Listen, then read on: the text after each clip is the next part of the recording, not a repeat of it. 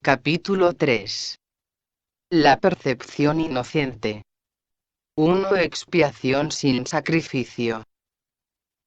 Hay otro punto que debe quedar perfectamente claro antes de que pueda desaparecer cualquier residuo de temor que aún esté asociado con los milagros. La crucifixión no estableció la expiación. Fue la resurrección la que lo hizo. Son muchos los cristianos sinceros que no han entendido esto correctamente. Nadie que esté libre de la creencia en la escasez podría cometer tal equivocación. Si se examina la crucifixión desde un punto de vista invertido, parece como si Dios hubiese permitido, e incluso fomentado, el que uno de sus hijos sufriese por ser bueno. Esta desafortunada interpretación, que surgió como resultado de la proyección, ha llevado a muchas personas a vivir sumamente atemorizadas de Dios. Tales conceptos antirreligiosos se infiltran en muchas religiones. El auténtico cristiano, sin embargo, debería hacer una pausa y preguntarse cómo iba a ser posible esto. ¿Cómo iba a ser posible que Dios mismo fuese capaz de albergar el tipo de pensamiento que sus propias palabras han señalado claramente que es indigno de su Hijo? La mejor defensa, como de costumbre, consiste en no atacar la posición de otro, sino más bien en proteger la verdad. No es muestra de gran sensatez aceptar un concepto si para justificarlo tienes que invertir todo un marco de referencia. Este procedimiento es doloroso en sus aplicaciones menores, y verdaderamente trágico en una escala mayor.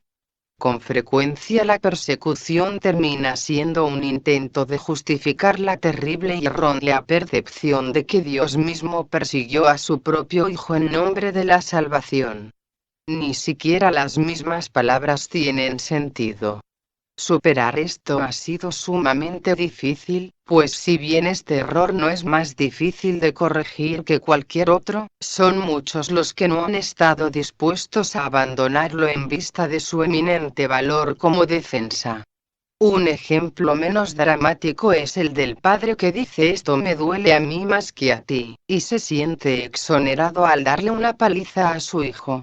¿Crees que nuestro Padre piensa realmente así? Es tan esencial eliminar cualquier pensamiento de este tipo que debemos asegurarnos de que nada semejante permanezca en tu mente. Yo no fui castigado porque tú fueses malo. La lección completamente benévola que la expiación enseña se echa a perder si se mancilla con cualquiera de las formas en que esta clase de distorsión se manifiesta. La afirmación mía es la venganza, dice el Señor, es una percepción falsa mediante la cual uno le atribuye a Dios su propio pasado malvado. Ese pasado malvado no tiene nada que ver con Dios. Él no lo creó, ni tampoco lo sustenta. Dios no cree en el castigo. Su mente no crea de esa manera. Dios no tiene nada contra ti por razón de tus malas acciones. ¿Cómo sería posible entonces que me hubiese acusado a mí por ellas? Asegúrate de que reconoces cuán absolutamente imposible es esta suposición, y también de que procede enteramente de la proyección.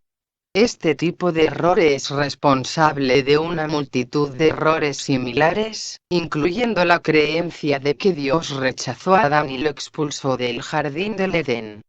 Quizá por eso piensas a veces que no te estoy guiando bien. He tomado las máximas precauciones para usar palabras que sean casi imposible de distorsionar, pero siempre es posible tergiversar los símbolos si así se desea. El sacrificio es una noción que Dios desconoce por completo. Procede únicamente del miedo, y los que tienen miedo pueden ser crueles. Cualquier forma de sacrificio es una violación de mi exhortación de que debes ser misericordioso al igual como nuestro Padre en el cielo lo es. A muchos cristianos les ha resultado difícil darse cuenta de que esto les atañe a ellos. Los buenos maestros nunca aterrorizan a sus estudiantes. Aterrorizar es atacar, y como resultado de ello se produce un rechazo de lo que el maestro ofrece, malográndose así el aprendizaje. Se me ha llamado correctamente el Cordero de Dios que quita los pecados del mundo, mas quienes representan al Cordero manchado de sangre no entienden el significado del símbolo. Si se entiende correctamente, es un símbolo muy simple que habla de mi inocencia. El león y el cordero tendidos el uno junto al otro simbolizan que la fuerza y la inocencia no están en conflicto, sino que viven naturalmente en paz. Bienaventurados los puros de corazón porque ellos verán a Dios es otra forma de decir lo mismo. Una mente pura conoce la verdad y en eso radica su fuerza. No confunde la destrucción con la inocencia porque asocia la inocencia con la fuerza y no con la debilidad. La inocencia es incapaz de sacrificar nada porque la mente inocente dispone de todo y solo se esfuerza por proteger su plenitud. No puede proyectar. Tan solo puede honrar a otras mentes porque honrar a otros es el saludo natural de los verdaderamente amados hacia los que son como ellos. El Cordero quita los pecados del mundo en el sentido de que el estado de inocencia, o gracia, es uno en que el significado de la expiación es perfectamente obvio. La expiación carece por completo de ambigüedad. Es perfectamente inequívoca porque existe en la luz. Únicamente los intentos de ocultarla en las tinieblas han hecho que sea inaccesible para aquellos que eligen no ver. La expiación de por sí solo irradia verdad. Es, por lo tanto, el epítome de la mansedumbre y derrama únicamente bendiciones. No podría hacer eso si procediese de cualquier otra fuente que no fuese la perfecta inocencia. La inocencia es sabiduría porque no tiene conciencia del mal, y el mal no existe. No obstante, es perfectamente consciente de todo lo que es verdad. La resurrección demostró que nada puede destruir a la verdad. El bien puede resistir cualquier clase de mal, al igual que la luz disipa cualquier clase de oscuridad. La expiación es, por lo tanto, la lección perfecta. Es la demostración concluyente de que todas las demás lecciones que enseñé son ciertas. Si puedes aceptar esta generalización ahora, no tendrás necesidad de aprender muchas otras lecciones de menor importancia. Basta con que creas esto para que te liberes de todos tus errores. La inocencia de Dios es el verdadero estado mental de su Hijo. En ese estado tu mente conoce a Dios, pues Dios no es algo simbólico. Dios es un hecho. Cuando conoces a su Hijo tal como es, te das cuenta de que la expiación, y no el sacrificio, es la única ofrenda apropiada para el altar de Dios, en el que solo la perfección tiene cabida. El entendimiento de los inocentes es la verdad. Por eso es por lo que sus altares son verdaderamente radiantes. 2. Los milagros y la percepción verdadera. He afirmado que los conceptos básicos a los que este curso hace referencia no admiten grados. Algunos conceptos fundamentales no pueden entenderse en función de sus opuestos. Es imposible concebir la luz y la oscuridad, o todo y nada, como posibilidades compatibles. Estos conceptos son o completamente verdaderos o completamente falsos. Es esencial que te des cuenta de que tu pensamiento seguirá siendo errático hasta que te comprometas firmemente con la luz o con la oscuridad. No obstante, un compromiso firme con la oscuridad o con la nada, es imposible. No hay nadie que haya vivido que no haya experimentado alguna luz o alguna cosa. Nadie es capaz, pues, de negar completamente la verdad, aunque piense que puede. La inocencia no es un atributo parcial. No es real hasta que es total. Los que son parcialmente inocentes a veces tienden a actuar neciamente. Su inocencia no pasa a ser sabiduría hasta que no se convierte en un punto de vista de aplicación universal. La percepción verdadera, o percepción inocente, significa que nunca percibes falsamente y que siempre ves correctamente. Dicho de una manera más llana, significa que nunca ves lo que no existe y siempre ves lo que sí existe. Cuando no tienes confianza en lo que alguien va a hacer, estás dando testimonio de tu creencia de que esa persona no está en su mente recta. Difícilmente puede ser ese un marco de referencia basado en el milagro. Esa falta de confianza produce asimismo el efecto desastroso de negar el poder del milagro. El milagro percibe todo tal como es.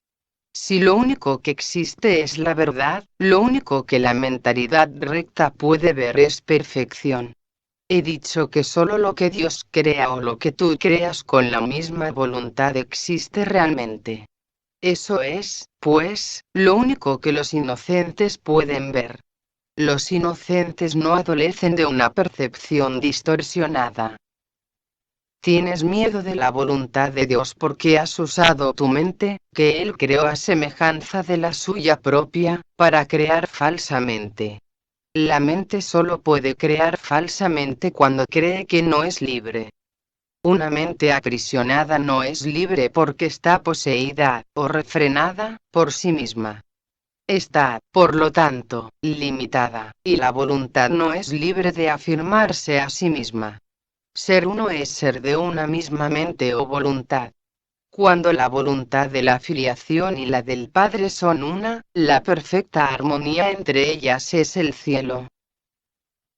Nada puede prevalecer contra un hijo de Dios que encomienda su espíritu en las manos de su Padre. Al hacer esto, la mente despierta de su sueño y recuerda a su Creador.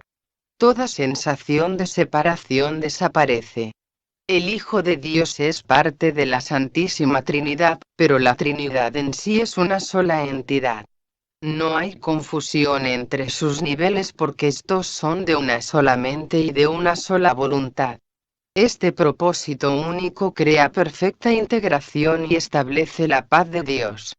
Pero esta visión solo la pueden percibir los verdaderamente inocentes, quienes al ser puros de corazón, defienden la verdadera percepción en vez de defenderse de ella. Puesto que entienden la lección de la expiación, no tienen el deseo de atacar, y, por lo tanto, pueden ver correctamente. Esto es lo que la Biblia quiere decir con cuando Él aparezca o sea percibido seremos como Él, pues lo veremos tal como Él es. La manera de corregir las distorsiones es dejando de tener fe en ellas y depositándola únicamente en lo que es verdad. No puedes hacer que lo que no es verdad lo sea. Si estás dispuesto a aceptar aquello que es verdad en todo lo que percibes, dejas que sea verdad para ti. La verdad supera todo error, y aquellos que viven inmersos en el error y en la vacuidad jamás pueden encontrar consuelo duradero. Cuando percibes correctamente, cancelas tus percepciones falsas y las de los demás simultáneamente. Puesto que los ves tal como son, les ofreces tu aceptación de su verdad para que ellos puedan aceptarla en sí mismos. Esta es la curación que el milagro produce. 3. Percepción y conocimiento. Hemos estado haciendo hincapié en la percepción, y apenas hemos hablado del conocimiento. Esto ha sido así porque la percepción tiene que ser corregida antes de que puedas llegar a saber nada. Saber es tener certeza. La incertidumbre significa que no sabes. El conocimiento es poder porque goza de certeza, y la certeza es fuerza. La percepción es temporal. Al ser un atributo de la creencia en el espacio y en el tiempo, es susceptible de producir miedo o amor.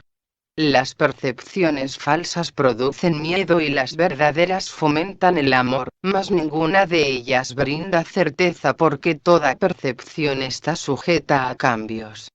Por eso es por lo que la percepción no es conocimiento. La verdadera percepción es la base del conocimiento, pero gozar de conocimiento es la afirmación de la verdad y esto se encuentra allende cualquier percepción.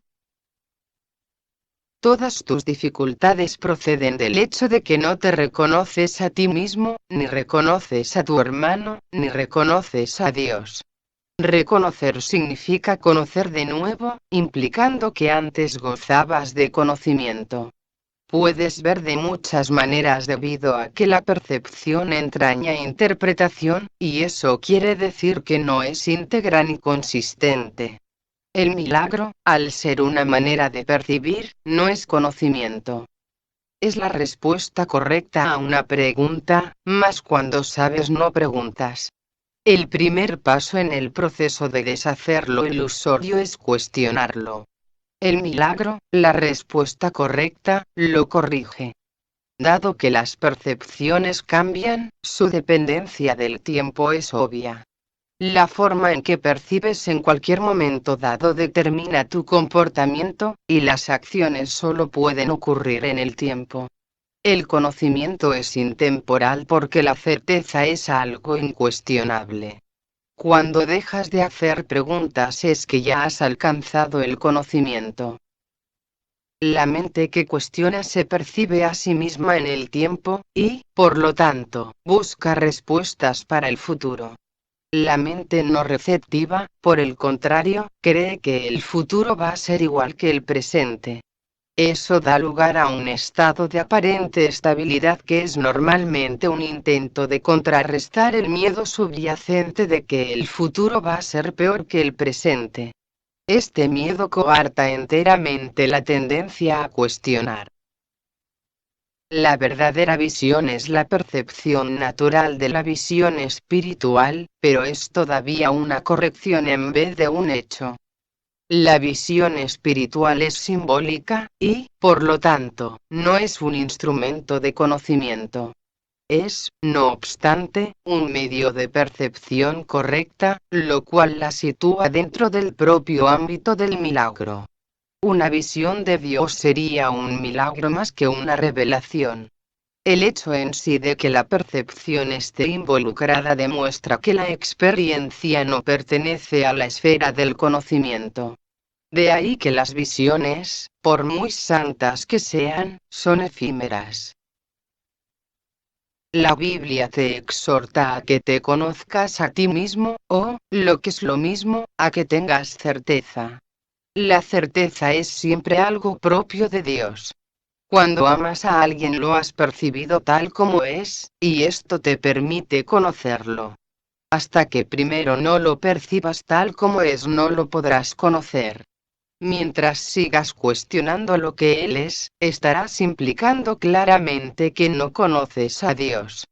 La certeza no requiere acción.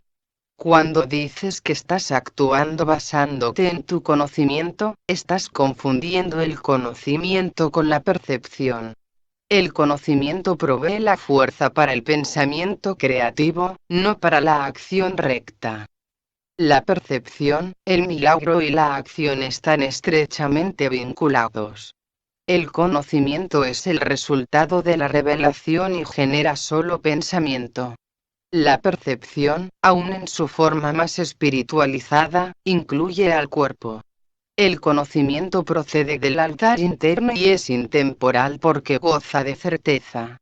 No es lo mismo percibir la verdad que conocerla. Una percepción correcta es necesaria antes de que Dios pueda comunicarse directamente con sus altares, los cuales Él estableció en sus hijos. En dichos altares es donde Él puede comunicar su certeza, y su conocimiento inevitablemente brindará paz. Dios no es un extraño para sus hijos, ni sus hijos son extraños entre sí. El conocimiento precedió tanto a la percepción como al tiempo, y finalmente los reemplazará. Ese es el verdadero significado del alfa y la omega, el principio y el fin, y de antes de que Abraham naciese, era yo. La percepción puede y debe ser estabilizada, pero el conocimiento ya es estable. Teme a Dios y observa sus mandamientos, pasa a ser conoce a Dios y acepta su certeza. Si atacas el error que ves en otro, te harás daño a ti mismo. No puedes conocer a tu hermano si lo atacas. Los ataques siempre se lanzan contra extraños. Al percibir falsamente a tu hermano lo conviertes en un extraño, y, por lo tanto, no puedes conocerlo. Le tienes miedo porque lo has convertido en un extraño. Percíbelo correctamente para que lo puedas conocer. En la creación de Dios no hay extraños. Para poder crear como Él creó, tan solo puedes crear lo que conoces, y lo que, por lo tanto, aceptas como tuyo. Dios conoce a sus hijos con absoluta certeza. Los creó conociéndolos. Los reconoce perfectamente. Cuando ellos no se reconocen entre sí, no lo reconocen a Él. 4. El error y el ego. Las capacidades que ahora posees no son sino sombras de tu verdadera fuerza. Todas las funciones que ahora tienes están divididas y son susceptibles de ser cuestionadas y puestas en duda. Esto se debe a que no tienes certeza acerca de cómo vas a usarlas, y, por consiguiente, el conocimiento queda vedado para ti. Y este te está asimismo vedado porque todavía percibes sin amor. Antes de que la separación introdujese las nociones de grados, aspectos e intervalos, la percepción no existía. El espíritu no tiene niveles, y todo conflicto surge como consecuencia del concepto de niveles. Solo los niveles de la Trinidad gozan de unidad. Los niveles creados por la separación no pueden sino estar en conflicto. Ello se debe a que ninguno de ellos significa nada para los demás. La conciencia, el nivel de la percepción, fue la primera división que se introdujo en la mente después de la separación, convirtiendo a la mente de esta manera en un instrumento preceptor en vez de en un instrumento creador. La conciencia ha sido correctamente identificada como perteneciente al ámbito del ego. El ego es un intento erróneo de la mente de percibirte tal como deseas ser, en vez de como realmente eres. Sin embargo, solo te puedes conocer a ti mismo como realmente eres, ya que de eso es de lo único que puedes estar seguro. Todo lo demás es cuestionable.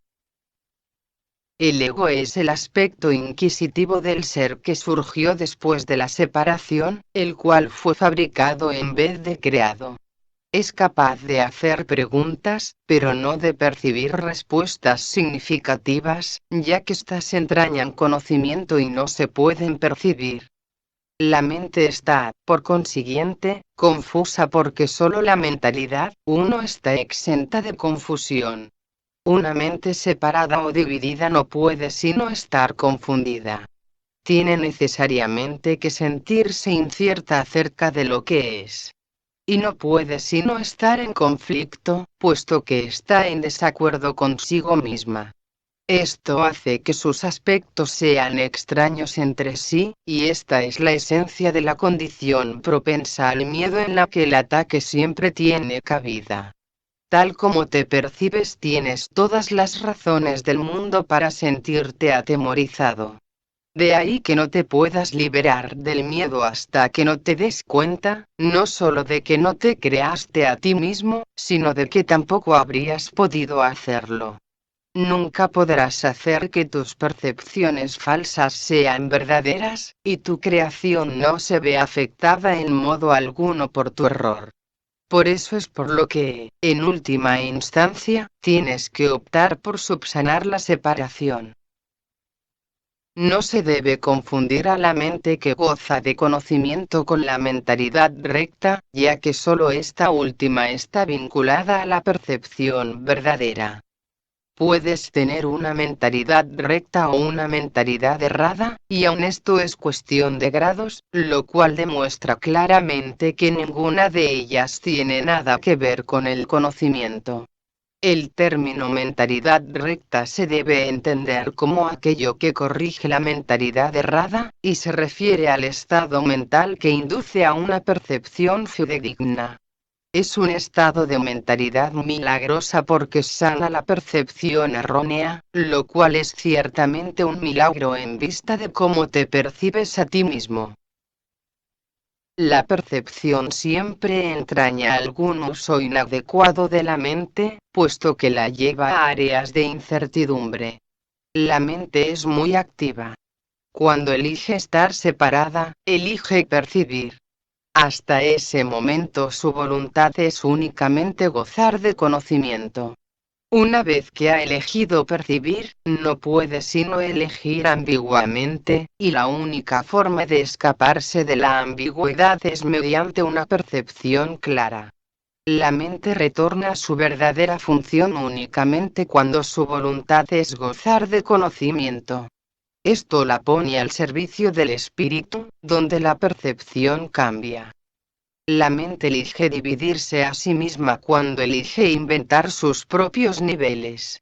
Pero no puede separarse completamente del espíritu, ya que de este es de donde deriva todo su poder para fabricar o para crear. Aún en la creación falsa la mente está firmando su origen, pues, de otro modo, simplemente dejaría de existir. Esto último, no obstante, es imposible, ya que la mente le pertenece al espíritu que Dios creó, y que, por lo tanto, es eterno. La capacidad de percibir hizo que el cuerpo fuese posible, ya que tienes que percibir algo y percibirlo con algo. Por eso es por lo que la percepción siempre entraña un intercambio o interpretación que el conocimiento no requiere. La función interpretativa de la percepción, que es una forma de creación distorsionada, te permitió entonces llegar a la conclusión de que tú eres tu cuerpo, en un intento de escapar del conflicto que tú mismo habías provocado. El espíritu, que goza de absoluto conocimiento, no pudo avenirse a esta pérdida de poder, ya que es incapaz de albergar oscuridad. Esto hizo que el espíritu fuese casi inaccesible a la mente y completamente inaccesible al cuerpo. A partir de ahí, se percibió al espíritu como una amenaza, puesto que la luz disipa la oscuridad al mostrarte simplemente que ésta no se encuentra ahí. La verdad siempre prevalecerá sobre el error de este modo. No puede ser este un proceso activo de corrección porque, como ya he puesto de relieve, el conocimiento no hace nada. Puede ser percibido como un agresor, pero no puede atacar.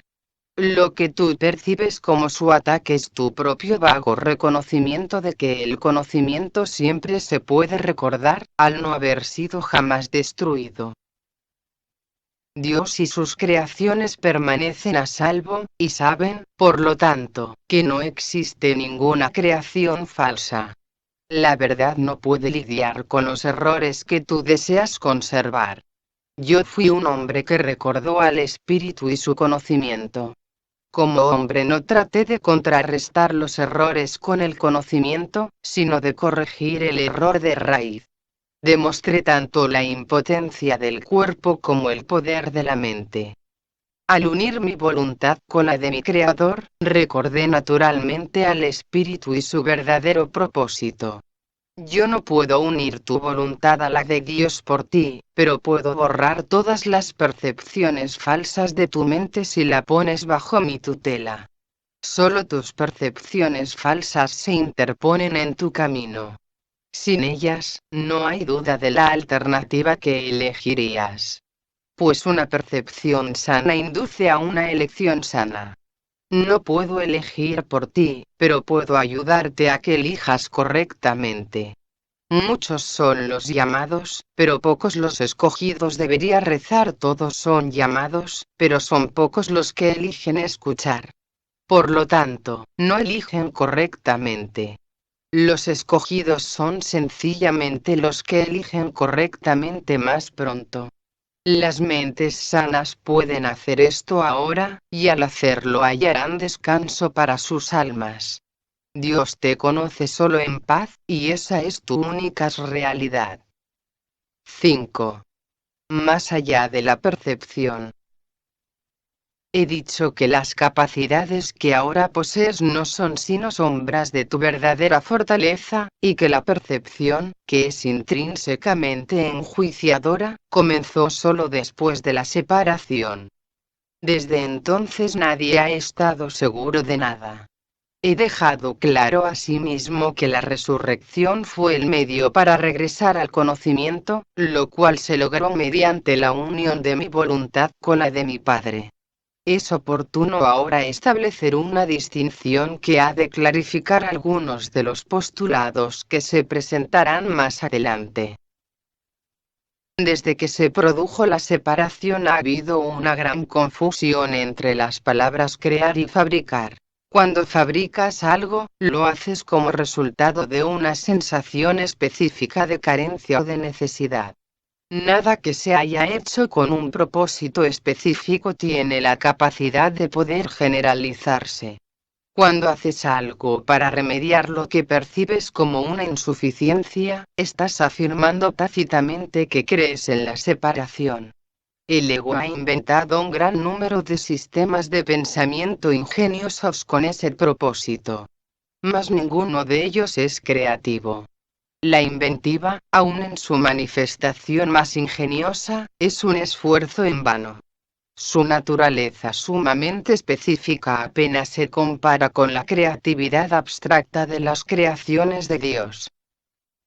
El conocimiento, como ya hemos observado, no conduce a la acción. Tu confusión entre tu verdadera creación y lo que has hecho de ti mismo es tan grande que se te ha hecho literalmente imposible saber nada. El conocimiento es siempre estable, y es evidente que tú no lo eres.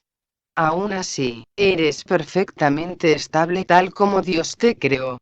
En ese sentido, cuando tu comportamiento es inestable, estás en desacuerdo con la idea que Dios tiene acerca de tu creación. Puedes hacer esto si así lo eliges, mas no querrías hacerlo si estuvieses en tu mente recta. La pregunta fundamental que continuamente te haces no puedes propiamente dirigírtela a ti mismo. Continúas preguntándote qué es lo que eres, lo cual implica no solo que sabes la respuesta, sino que es a ti a quien le corresponde proveerla. No obstante, es imposible que puedas percibirte a ti mismo correctamente. No tienes una imagen que puedas percibir. La palabra imagen está siempre vinculada a la percepción y no forma parte del conocimiento. Las imágenes son simbólicas y representan algo diferente de ellas mismas. La idea de cambiar tu imagen reconoce el poder de la percepción, pero implica también que no hay nada estable en ti que se pueda conocer. El conocimiento no está sujeto a interpretaciones. Puedes tratar de interpretar el significado de algo, pero en eso siempre existe la posibilidad de equivocarse porque se refiere a la percepción que se tiene del significado. Tales incongruencias son el resultado de tus intentos de considerarte a ti mismo separado y no separado al mismo tiempo. Es imposible incurrir en una confusión tan fundamental sin aumentar aún más tu confusión general. Tu mente podrá haber llegado a ser muy ingeniosa, pero como siempre ocurre cuando el método y el contenido están en desacuerdo, la usas en un fútil intento de escaparte de un callejón sin salida. La ingeniosidad no tiene nada que ver con el conocimiento, pues el conocimiento no requiere ingeniosidad. El pensamiento ingenioso no es la verdad que te hará libre, pero te librarás de la necesidad de usarlo una vez que estés dispuesto a prescindir de él. La oración es una forma de pedir algo. Es el vehículo de los milagros. Mas la única oración que tiene sentido es la del perdón, porque los que han sido perdonados lo tienen todo. Una vez que se ha aceptado el perdón, la oración, en su sentido usual, deja de tener sentido. La oración del perdón no es más que una petición para que puedas reconocer lo que ya posees. Cuando elegiste la percepción en vez del conocimiento, te colocaste en una posición en la que solo percibiendo milagrosamente podías parecerte a tu Padre. Has perdido el conocimiento de que tú mismo eres un milagro de Dios. La creación es tu fuente y es también la única función que verdaderamente tienes. La afirmación Dios creó al hombre a imagen y semejanza propia necesita ser reinterpretada. Imagen puede entenderse como pensamiento, y semejanza como de una calidad semejante. Dios efectivamente creó al espíritu en su propio pensamiento y de una calidad semejante a la suya propia. No hay nada más. La percepción, por otra parte, no puede tener lugar sin la creencia en más y en menos. La percepción entraña selectividad a todo nivel. Es un proceso continuo de aceptación y rechazo, de organización y reorganización, de sustitución y cambio. Evaluar es un aspecto esencial de la percepción, ya que para poder seleccionar es necesario juzgar. ¿Qué le ocurre a la percepción en ausencia de juicios, o de nada que no sea perfecta igualdad? Percibir se vuelve imposible. La verdad solo se puede conocer. Toda ella es igualmente verdadera, y conocer cualquier parte de ella es conocerla en su totalidad. Únicamente la percepción entraña una conciencia parcial. El conocimiento trasciende las leyes que gobiernan la percepción porque un conocimiento parcial es imposible. El conocimiento es uno y no tiene partes separadas. Tú que eres realmente uno con él, solo necesitas conocerte a ti mismo para que tu conocimiento sea total. Conocer el milagro de Dios es conocerlo a él. El perdón es lo que sana la percepción de la separación. Es necesario que percibas correctamente a tu hermano debido a que las mentes han elegido considerarse a sí mismas como entidades separadas. El espíritu tiene absoluto conocimiento de Dios. En eso radica su poder milagroso. El hecho de que cada uno de nosotros disponga de ese poder en su totalidad es una condición enteramente ajena al pensar del mundo. El mundo cree que si alguien lo tiene todo, no queda nada para los demás. Mas los milagros de Dios son tan totales como sus pensamientos porque son sus pensamientos. Mientras continúe habiendo percepción, la oración será necesaria. Puesto que la percepción se basa en la escasez, los que perciben no han aceptado totalmente la expiación ni se han entregado a la verdad. La percepción se basa en un estado de separación, así que todo aquel que de alguna manera percibe, tiene necesidad de curación. El estado natural de los que gozan de conocimiento es la comunión, no la oración. Dios y su milagro son inseparables. Cuán bellos son en verdad los pensamientos de Dios que viven en su luz. Tu valía está más allá de la percepción porque está más allá de toda duda. No te percibas a ti mismo bajo ninguna otra luz. Conócete en la única luz en la que el milagro que eres se alza en perfecta claridad. 6. Los juicios y el problema de la autoridad. Hemos hablado ya del juicio final, aunque no con gran detalle. Después del juicio final no habrá ningún otro. Dicho juicio es simbólico porque más allá de la percepción no hay juicios. Cuando la Biblia dice no juzguéis y no seréis juzgados, lo que quiere decir es que si juzgas la realidad de otros no podrás evitar juzgar la tuya propia. La decisión de juzgar en vez de conocer es lo que nos hace perder la paz. Juzgar es el proceso en el que se basa la percepción, pero no el conocimiento. He hecho referencia a esto anteriormente al hablar de la naturaleza selectiva de la percepción, y he señalado que la evaluación es obviamente su requisito previo. Los juicios siempre entrañan rechazo. Nunca ponen de relieve solamente los aspectos positivos de lo que juzgan, ya sea en ti o en otros. Lo que se ha percibido y se ha rechazado, o lo que se ha juzgado y se ha determinado que es imperfecto permanece en tu mente porque ha sido percibido. Una de las ilusiones de las que adoleces es la creencia de que los juicios que emites no tienen ningún efecto. Esto no puede ser verdad a menos que también creas que aquello contra lo que has juzgado no existe. Obviamente no crees esto, pues, de lo contrario, no lo habrías juzgado. En última instancia, no importa si tus juicios son acertados o no, pues, en cualquier caso, estás depositando tu fe en lo irreal. Esto es inevitable, independientemente del tipo de juicio de que se trate, ya que juzgar implica que abrigas la creencia de que la realidad está a tu disposición para que puedas seleccionar de ella lo que mejor te parezca. No tienes idea del tremendo alivio y de la profunda paz que resultan de estar con tus hermanos o contigo mismo sin emitir juicios de ninguna clase. Cuando reconozcas lo que eres y lo que tus hermanos son, te darás cuenta de que juzgarlos de cualquier forma que sea no tiene sentido. De hecho, pierdes el significado de lo que ellos son precisamente porque los juzgas.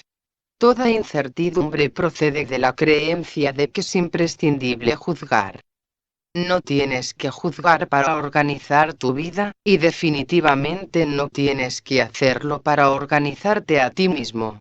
En presencia del conocimiento todo juicio queda automáticamente suspendido, y este es el proceso que le permite al conocimiento reemplazar a la percepción. Tienes miedo de todo aquello que has percibido y te has negado a aceptar. Crees que por haberte negado a aceptarlo has perdido control sobre ello.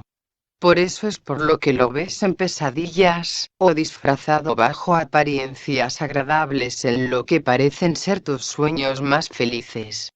Nada que te hayas negado a aceptar puede ser llevado a la conciencia. De por sí, no es peligroso, pero tú has hecho que a ti te parezca que lo es.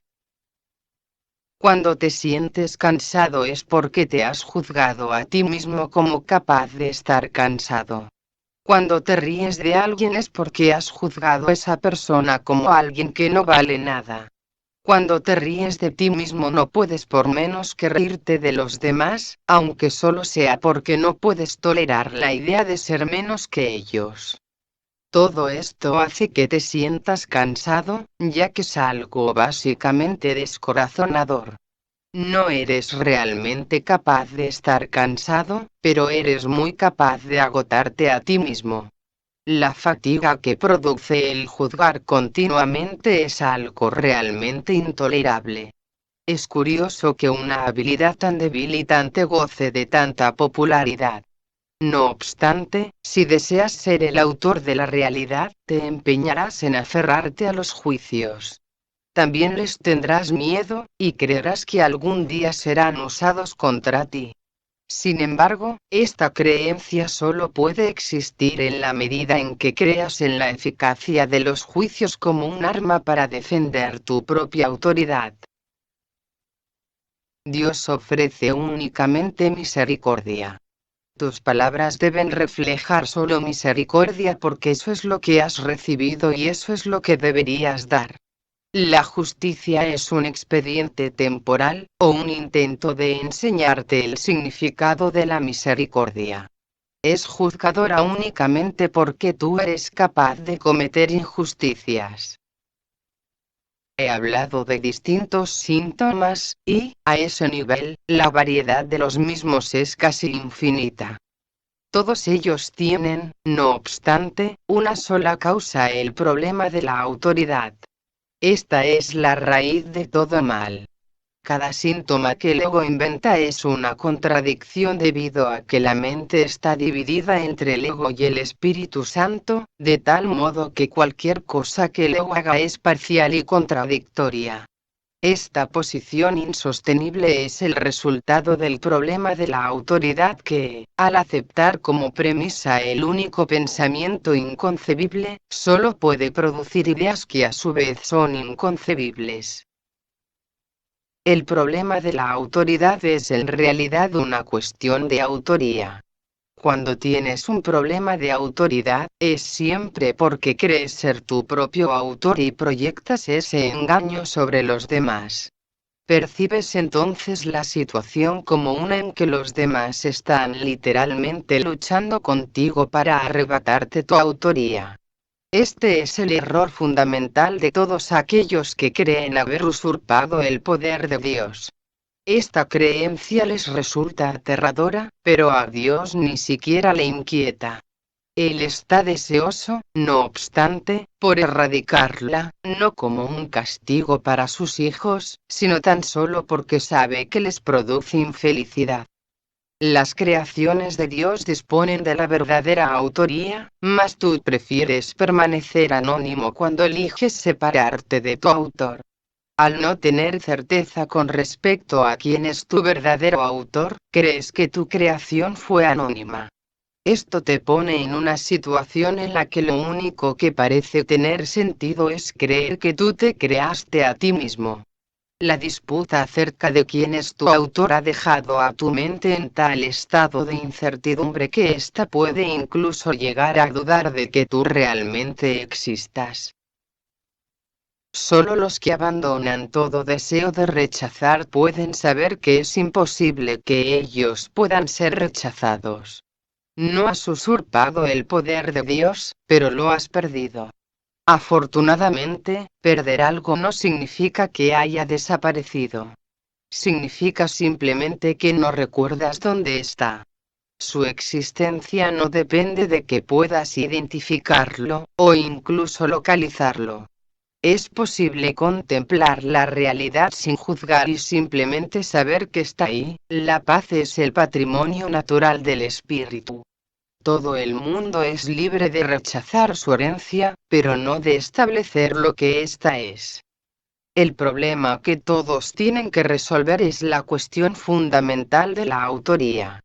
Todo miedo procede en última instancia, y a veces por rutas muy tortuosas, de negar la verdadera autoría.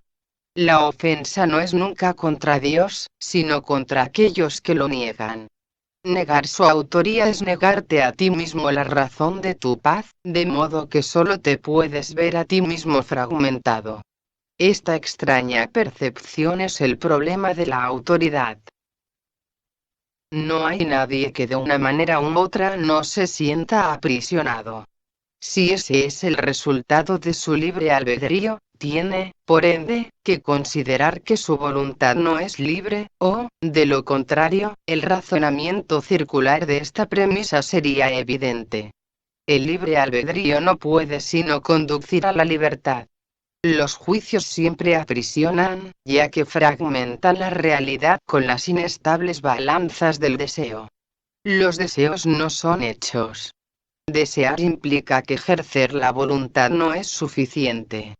Sin embargo, nadie que esté en su mente recta podría creer que lo que desea es tan real como lo que su voluntad dispone. En vez de busca primero el reino de los cielos, di que tu voluntad sea antes que nada alcanzar el reino de los cielos y habrás dicho: sé lo que soy y acepto mi herencia. 7. Crear en contraposición a fabricar una imagen propia. Todo sistema de pensamiento tiene que tener un punto de partida. Empieza ya sea creando o fabricando, diferencia esta la que ya hemos hecho referencia. La semejanza entre ambas cosas reside en el poder que tienen como cimientos. Su diferencia, en lo que descansa sobre ellas. Ambas son piedras angulares de sistemas de creencias por las que uno rige su vida. Creer que un sistema de pensamiento basado en mentiras es débil es un error. Nada que un hijo de Dios haya hecho carece de poder. Es esencial que te des cuenta de esto, pues, de lo contrario, no podrás escapar de la prisión que tú mismo has construido. No puedes resolver el problema de la autoridad menospreciando el poder de tu mente. Hacer esto es engañarte a ti mismo, y ello te hará daño porque realmente comprendes el poder de la mente. Comprendes también que no puedes debilitarla, de la misma manera en que tampoco puedes debilitar a Dios. El diablo es un concepto aterrador porque parece ser sumamente poderoso y sumamente dinámico. Se le percibe como una fuerza que lucha contra Dios por la posesión de sus creaciones. El diablo engaña con mentiras, y erige reinos en los que todo está en directa oposición a Dios. Sin embargo, atrae a los hombres en vez de repelerlos, y estos están dispuestos a venderle sus almas a cambio de regalos sin ningún valor. Esto no tiene ningún sentido. Hemos hablado ya de la caída o separación, mas su significado tiene que comprenderse claramente. La separación es un sistema de pensamiento que, si bien es bastante real en el tiempo, en la eternidad no lo es en absoluto. Para el creyente todas sus creencias son ciertas. En el jardín simbólico se prohibió la fruta de un solo árbol. Mas Dios no pudo haberla prohibido, o, de lo contrario, nadie la habría podido comer. Si Dios conoce a sus hijos, y yo te aseguro que los conoce, ¿cómo iba a ponerles en una situación en la que su propia destrucción fuese posible? Hay árbol prohibido, se le llamó el árbol del conocimiento. Sin embargo, Dios creó el conocimiento y se lo otorgó libremente a todas sus creaciones. Este simbolismo se ha interpretado de muchas maneras, pero puedes estar seguro de que cualquier interpretación que conciba a Dios o a sus creaciones como capaces de destruir su propio propósito es errónea. Comer de la fruta del árbol del conocimiento es una expresión que simboliza la usurpación de la capacidad de autocrearse. Solamente en este sentido no son Dios y sus creaciones co-creadores. La creencia de que lo son está implícita en el autoconcepto, o sea, la tendencia del ser a forjar una imagen de sí mismo. Las imágenes solo se pueden percibir, no conocer. El conocimiento no puede engañar, pero la percepción sí. Puedes percibirte como tu propio creador, pero lo que a lo sumo puedes hacer es creerlo. No puedes hacer que sea verdad. Y como dije anteriormente, cuando por fin percibas correctamente no podrás sino alegrarte de que así sea.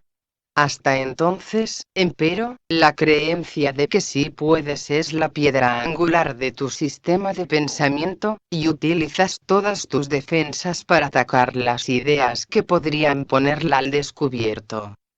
Todavía crees que eres una imagen que tú mismo fabricaste. Tu mente está en desacuerdo con el Espíritu Santo en este punto, y no hay posibilidad de resolver esto mientras te empeñes en creer lo que es literalmente inconcebible. Esa es la razón de que no puedas crear y de que tengas miedo de todo lo que fabricas. La mente puede hacer que la creencia en la separación sea muy real y aterradora, y esta creencia es lo que es el diablo. Es una idea poderosa, dinámica y destructiva que está en clara oposición a Dios debido a que literalmente niega su paternidad. Examina tu vida y observa lo que el diablo ha hecho. Pero date cuenta de que eso que ha hecho se desvanecerá completamente a la luz de la verdad, ya que su cimiento es una mentira.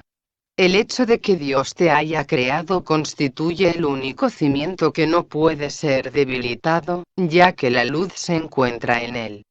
Tu punto de partida es la verdad, y tienes que retornar a tu origen. Mucho se ha visto desde entonces, pero en realidad no ha ocurrido nada. Tu ser no ha dejado de estar en paz, a pesar de que tu mente está en conflicto. Todavía no has retornado lo suficiente, y de ahí que tengas tanto miedo. A medida que te acercas a tu origen, experimentas el miedo a la destrucción de tu sistema de pensamiento como si se tratase del miedo a la muerte. Pero la muerte no existe. A lo que existe es la creencia en la muerte. La rama que no da fruto será cortada y se secará, alégrate de que sea así. La luz brillará desde la verdadera fuente de la vida, y tu forma de pensar quedará corregida. No puede ser de otra manera. Tú que tienes miedo de la salvación estás eligiendo la muerte. Vida y muerte, luz y oscuridad, conocimiento y percepción, son conceptos irreconciliables. Creer que se pueden reconciliar es creer que Dios y su Hijo no pueden reconciliarse. Solo la unicidad del conocimiento está libre de conflicto. Tu reino no es de este mundo porque te fue dado desde más allá de él. La idea de un problema de autoridad tiene sentido únicamente en este mundo. Al mundo no se le abandona mediante la muerte sino mediante la verdad, y la verdad solo la pueden conocer aquellos para quienes el reino fue creado, y por quienes espera.